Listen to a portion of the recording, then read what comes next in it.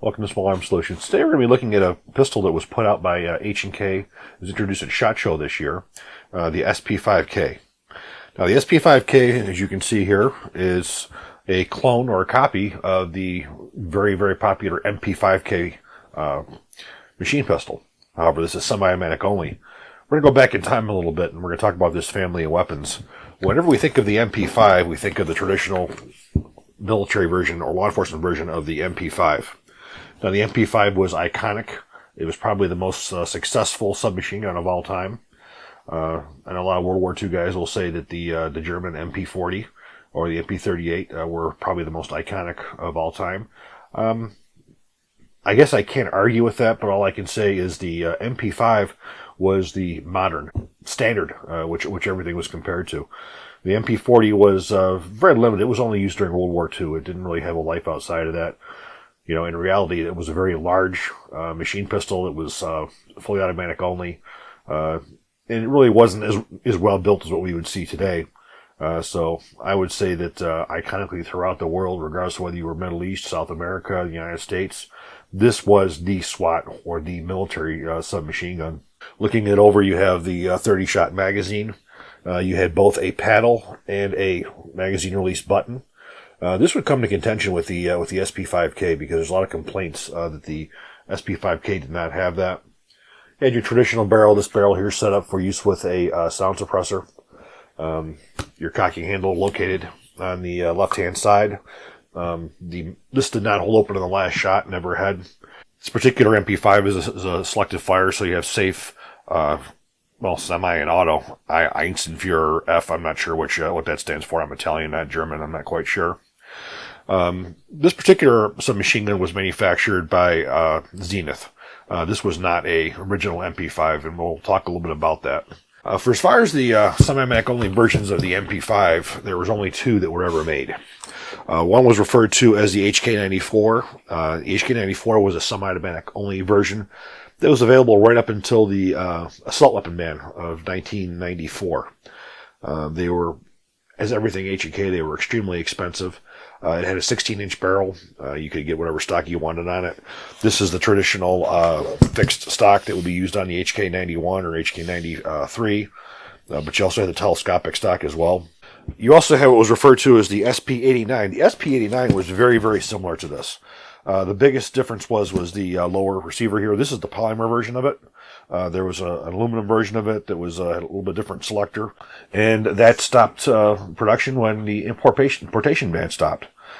So the only way to get around really any of this was to now it's design it as a pistol or for it to be manufactured in the United States, which will be very interesting because with H&K opening up their facility, I believe in Georgia, we're going to be interested to see what they manufacture there.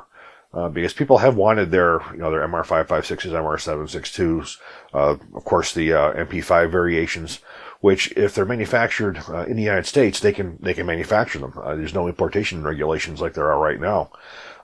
This one was able to be imported because this is a pistol.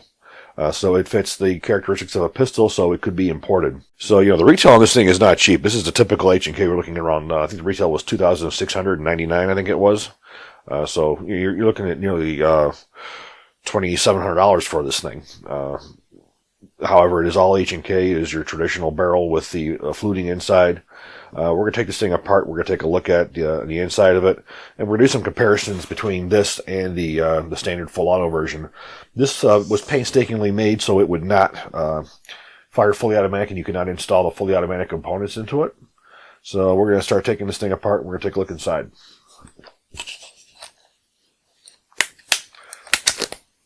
Again, one of the biggest complaints that has come about this is because it does not have the paddle. Many people do prefer the paddle over the magazine release button. So that was one of them. The second and probably the most prolific complaint that's been put out about this was the barrel. As you can see, because of how short the barrel is, there's no way to attach a sound suppressor. And a lot of people who have these now, they do want to suppress them, which again opened it up for another company, aftermarket company, to go ahead and make a barrel that could be suppressed, which there is. So those were the two main complaints. So we're going to disassemble the rear.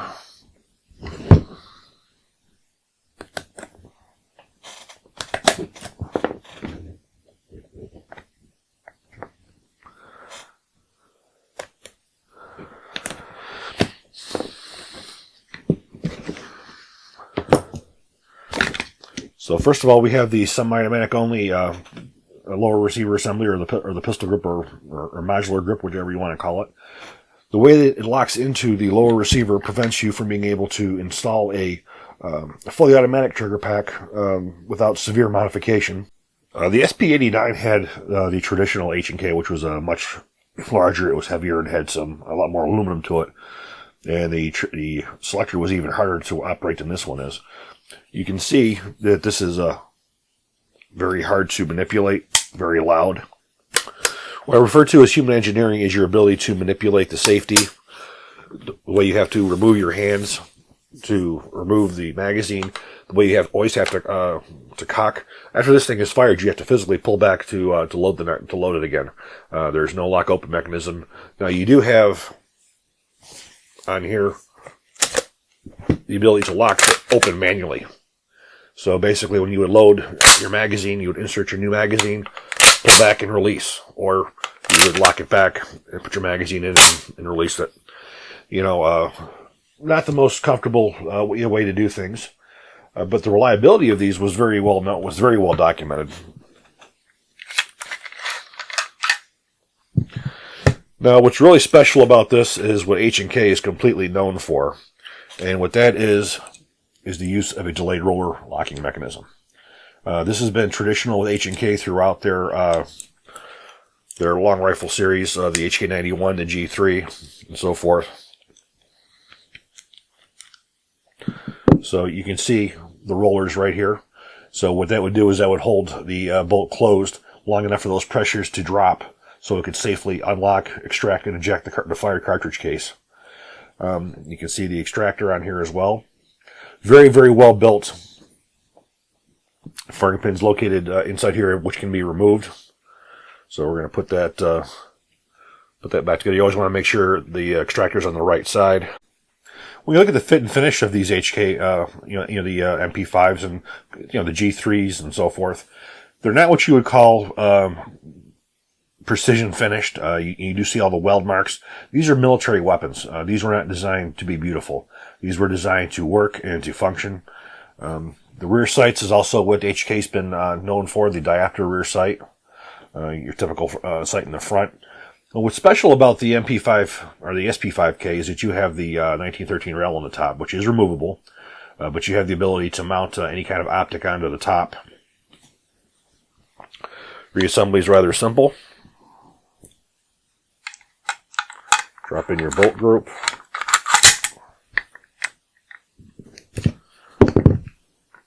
Insert your lower.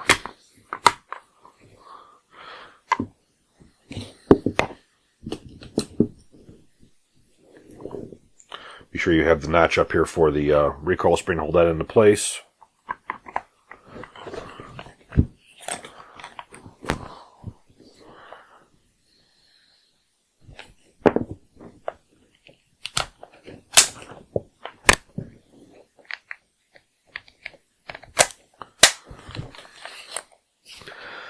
Now we have our front. It's right into place.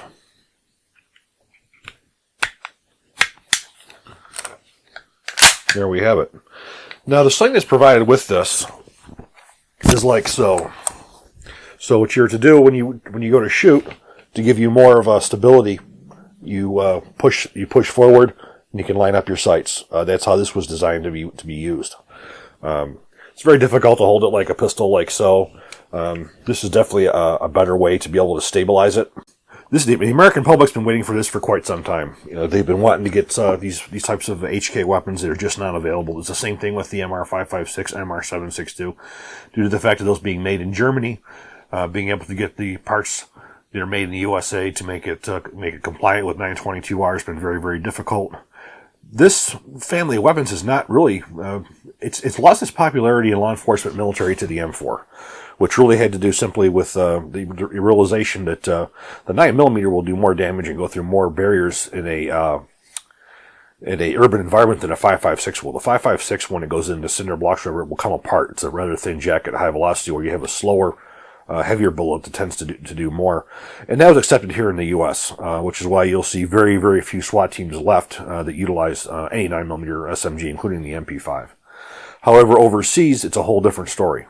Overseas, such as the Middle East, South America, even in Europe, 9mm submachine guns are still one of the primary weapons of law enforcement, SWAT, and military.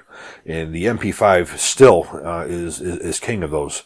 You know, if you look at the competitors that you're going to have against the MP5, it's going to be the Colt 9mm submachine gun. It's going to be now the MPX. The MPX, I'm actually quite fond of myself. I have one of those. And I tend to think that it's a lot more human engineering gun. It's very much so like an M16. It's very easy to use. Everything's very easy to get to. I mean, as you can see, I have size Sasquatch hands, and I can't reach the magazine release without having to change my grip. Where with some of these other ones, you can do that. But you're also looking at World War II technology. You can't help but look at these, and you can still see the STG-44, the Sturmgewehr, in a lot of ways, especially towards the rear and towards the trigger mechanism. So, HK really has lost their market share with the MP5 on the military law enforcement market. However, on the commercial market, they are still very popular. If HK was to offer these at a more reasonable price, not $3,000, but more along the $1,500 range, I believe that they would have massive commercial sales, to say the least. The other thing we want to take a look at is, again, is some of these components compared so you can see the differences between the fully automatic version and this one. Taking a look at some of the changes that were made on the SP5K to prevent full auto conversions. First of all, we're going to take a look at the front, where we're going to see the way the notch is cut into here. This is a notch cut in. Then we look over here to the fully automatic. You can see how there's a pin here, and the differences in the shape here. What that does is it permits the fire control groups, as you can see, the selective fire control group requires the pin to go in through here. And the way this locks into the receiver, and that is prevented by having not that location. And you notice the difference in the face of these fire control groups as well. You notice you have a much larger opening here, narrower, and you have the pins in here as well for the fully automatic. So those were the two of the major ways of making it so you cannot swap out these parts to make the SP5K fully automatic. The next one that we're going to look at is the bolt carriers themselves.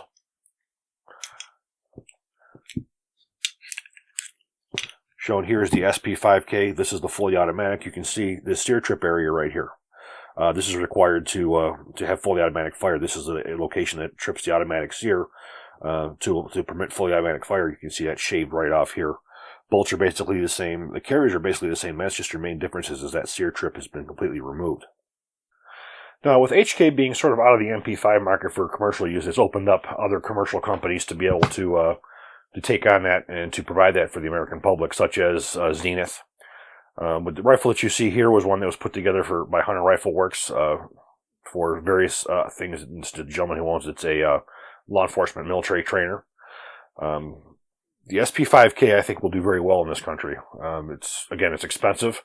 But a lot of the guys who would be into something like this, they would be willing to spend the money. I think what we're going to do now is we're going to take both of these to the range, and we're going to show you what the MP5 looks like on full auto as well as semi, and then we're going to put some rounds through the SP5K.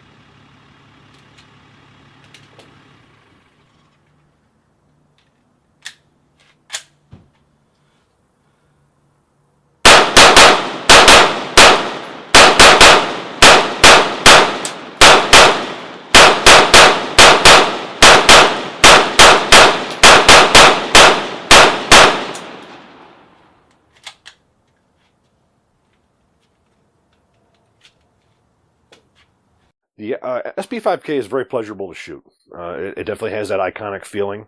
I tend to have a lot of hard time with these types of pistols. I will say the sling makes all the difference in the world compared to a lot of the other ones. I think it'd certainly be great to turn this thing into a SBR and put a regular stock on it. That's something that is yet to be seen if we can do that with it or not. It does have the marks in here. However, it does have this block on here too, so that very well may prevent the ability to put a regular size stock on it, again making it permanently a pistol.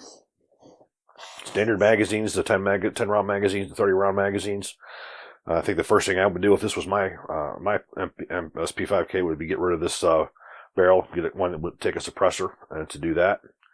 But overall, my impressions of this is excellent. It's just long overdue.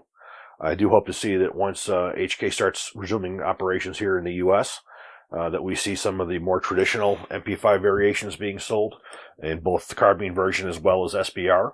I think I'd be one of the first ones in line to get a SBR version of the MP5 myself. I would love to have one of those. But we have yet to really hear what H&K's plans are for as far as American production. The pistols, I really can't see much of a benefit in producing them here in the U.S. because there's not a problem importing those. But the long guns, absolutely. MR556s, MR762s have been ghost. They've been very hard to come by right now. So that would be nice to see those become more and more available, not to mention different variations. It'd be great to see a commercial version of the M27 IAR, as well as the up-and-coming M110C. It'd be great to see that as well. But the only time's going to tell what H&K's plans are for that. I hope you all enjoyed the video. If you do, please click like, please subscribe, and even better, share. Thank you.